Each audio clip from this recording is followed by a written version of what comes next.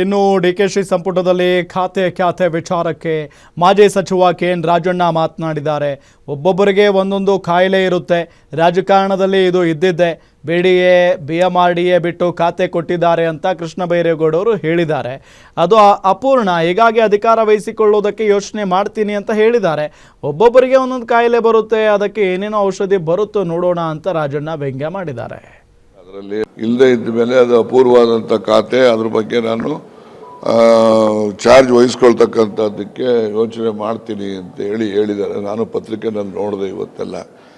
ಅದು ನೋಡೋಣ, ಒಬ್ಬೊಬ್ರಿಗೆ ಒಂದೊಂದು ಥರ ಕಾಯಿಲೆ ಇರ್ತದೆ, ಯಾರ್ಯಾರಿಗೆ ಯಾವ್ಯಾವ ಕಾಯಿಲೆ ಇದೆಯೋ, ಏನೇನು ಔಷಧಿಗಳು ಬರ್ತಾವೋ ನೋಡೋಣ. ಮುಂದೆ ಮುನಿಯಪ್ಪನವ್ರು ಅವತ್ತೇ ಸಾಯಂಕಾಲನೇ ಎಲ್ಲ ಸರಿ ಹೋಯ್ತು ಅಂತ ಬಂದಲ್ಲ ಖುಷಿಯಾಗಿ. ಅದರಿಂದ ಮುನಿಯಪ್ಪನವ್ರಿಗೆ ಅವ್ರು ಇದ್ದಿದ್ದ ಖಾತೆನೇ ಕೊಟ್ಟಿದ್ದಾರೆ, ಅದರಲ್ಲಿ ಏನು ಹೊಸದೇನಿದೆ. ಅವರೇನೋ ಸೋಷಿಯಲ್ ವೆಲ್ಫೇರ್ ಕೇಳಿದ್ರು ಅಂತ ಕಾಣಿಸುತ್ತೆ, ಇನ್ನೊಂದು ಅಡಿಷನಲ್ ಆಗಿ ಕೊಟ್ಟಿರ್ಲಿಕ್ಕಿಲ್ಲ ಅಂತ. ನಾನು ಊಹೆ ಅಷ್ಟೇ, ಯಾರು ಹೇಳಿದಂಥದ್ದಲ್ಲ. ಇವೆಲ್ಲ ರಾಜಕಾರಣದಲ್ಲಿ ಇದ್ದದ್ದೇ.